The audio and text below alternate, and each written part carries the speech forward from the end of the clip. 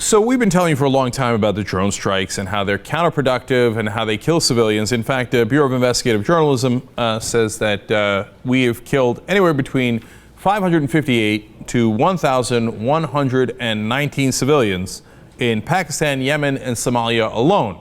And they're being very conservative in their estimates.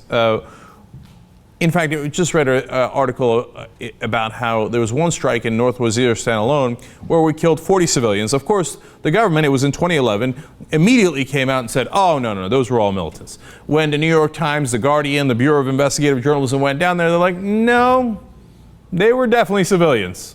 So it's just not true. In fact, Stanley McChrystal, who used to run our campaign in Afghanistan, he even said, quote, the resentment created by American use of unmanned strikes is much greater than the average American appreciates.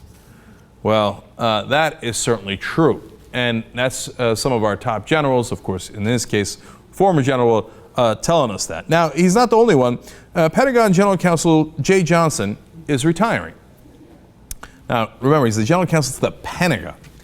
And he even says, come on, man, these wars are endless. Quote, now that efforts by the U.S. military against al-Qaeda are in their 12th year, we must also ask ourselves, how will this conflict end? War must be regarded as finite, extraordinary, and an unnatural state of affairs. We must not accept the current conflict and all that it entails as the new normal.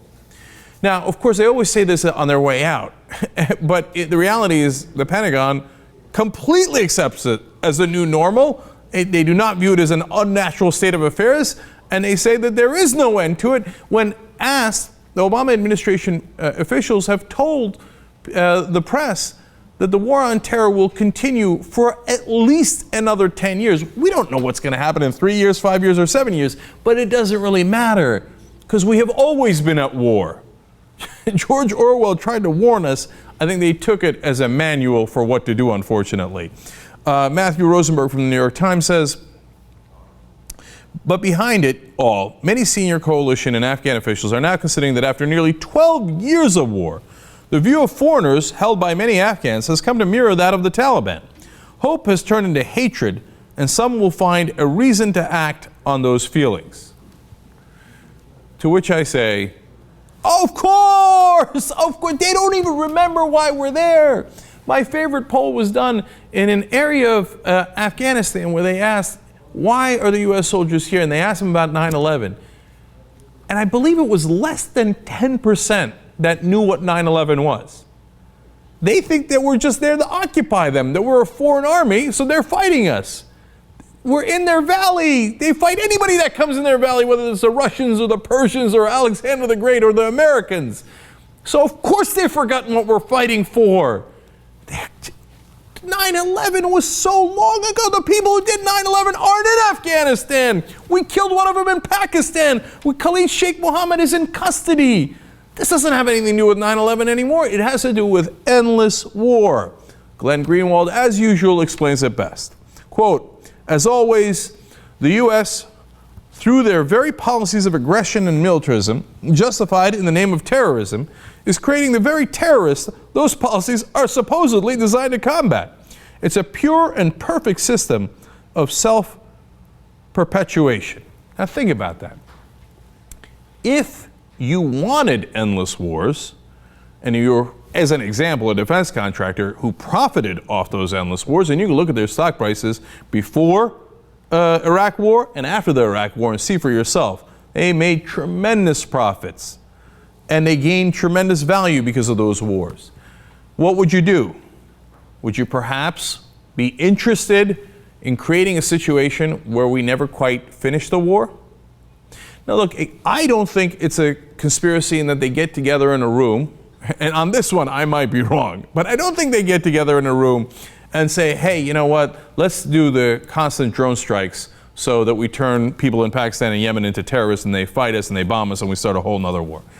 But they do somehow convince themselves that what is profitable for them is the right course of action. We must be ever vigilant in going after the terrorists, and you know those terrorists, they are endless, right?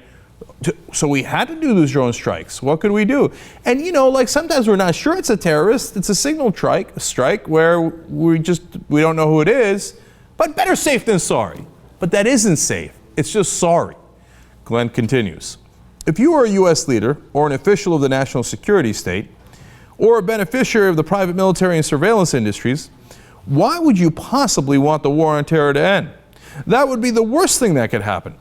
It's that war that generates limitless power, impenetrable secrecy, and unquestioning citizenry and massive profit.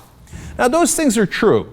You can draw any conclusion you like from them if you think, oh, come on, the defense contractors wouldn't do that. The guys at the Pentagon, who almost all at the high levels get paid a tremendous amount of money from the defense contractors as soon as they retire, they wouldn't take that into consideration. And all those people that give money to the politicians, those same defense contractors, those politicians wouldn't take that money into consideration. You might be right, you might also be wrong. And Glenn also points out what Cicero said. Quote, in times of war, the law falls silent. And think about this. If the war never ends, that means the law is always silent. That we don't have to follow the law, we don't have to follow the Constitution.